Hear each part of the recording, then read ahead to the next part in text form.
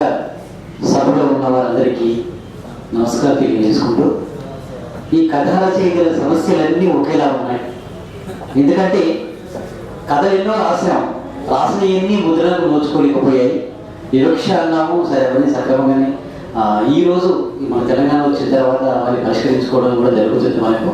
కాబట్టి స్థానికంగా ఇంకొకరి పత్రికలు కనుక అంటే మన తెలంగాణ కథల్ని ప్రచురించే పత్రికలు ఎక్కువ రావాలని మనం కోరుకుంటున్నాం.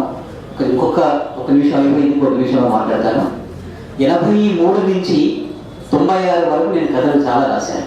అయితే నేను వరంగల్లో పెరిగాను కాబట్టి వరంగల్లో ఉన్నటువంటి సమస్యలు ఆ మనుషుల భాషనే రాయాలనే తత్వంతో ఆలోచిస్తూ నేను కొన్ని కథలు రాసి చాలా పత్రికలు పంపాను. ఆఖరికి నా పరిస్థితి ఏమైందంటే ఈ కథ ఇంకెందుకు తిరిగి రాలేదు, ఇప్పటికి 17 రోజులైంది అని చూసే పరిస్థితి వచ్చింది. ఆఖరికి ఈ స్టాంపులు పెట్టాలని 5 రూపాయలు ఉండేదండి, ఒక 8 పేజీలు పెట్టేది ఉంటే నాకు ఒక పోస్ట్ కార్డు జారీ చేసి ముద్రణ అయింది, ముద్రణకు ఎంపిక కాలేదు అని ఒక బ్రాకెట్ పెట్టేవాడిని. దీని ఒక రైట్ వేసి దాన్ని పోస్ట్ చేయండి అని చెప్పడం కూడా జరిగింది. ఆ తర్వాత 96 వరకు రాసి 96 నుంచి ఊరుకున్నాను. ఇక సజీవ సమాధి అయిపోయాను రచయితగా.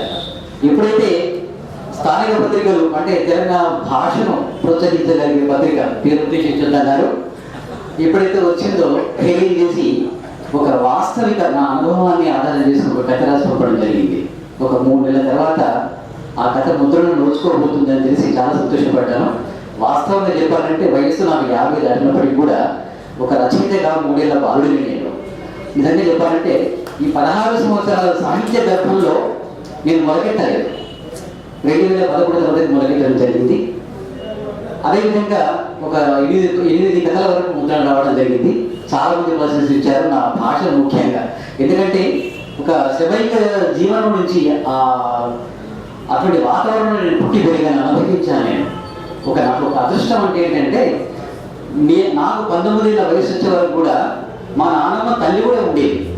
ఆమెతో నేను మాట్లాడినప్పుడు తెలంగాణ పదాలు ఏ విధంగా ఉన్నాయి, ఎన్ని కష్టాలు పడ్డ ఆ రోజుల్లో చాలా తెలుసుకోవడం జరిగింది. అది బాగా నాకు దోహదం చేసింది. ఇప్పటికీ నేను అనుకుంటాను, ఆటోలో పోయినా బస్సులో పోయినా ఎక్కడ పోయినా ఆ గ్రామీణ నేపథ్యం ఉన్నవాళ్ళు కానీ వృద్ధులు కానీ మాట్లాడుకుంటే మనకేమైనా కొత్త పదాలు దొరుకుతాయేమో ఈ తెలంగాణ సంబంధించి అని చెప్పేసి నేను బాగా ఎదురు చూస్తాను. మరి మిత్రుడు అడిగాను, కమ్ము తిన్నాడు అని ఉంది కదా, దాన్ని మన తెలంగాణలో ఏమంటారు అని అడిగారు. ఇది మన తెలంగాణ మిత్రుడు. బీగిపోయిందు అని చెప్పడం జరిగింది. నిజంగా హత్తుకుపోయింది కూడా. అంటే పదాలు చాలా ఉన్నాయనేది మన బాధపడాల్సిన అవసరం ఏమాత్రం లేదు, పదాలు కూడా చాలా ఉన్నాయి. ఇటువంటి నా కథ కూడా ఈ రందిలో అంటే ప్రముఖుల కథల శాసనం రావడం కూడా నాకు ఎంతో అదృష్టంగా భావిస్తున్నాను. ఇది ఒక ప్రోత్సాహకరంగా కూడా భావిస్తున్నాను. ఇక ముందు నుంచి కూడా ఎన్నో కథలు ఒక సంకలనంగా రావాలని కోరుకుంటూ అవకాశం ఇచ్చినందుకు ముగిస్తున్నాను.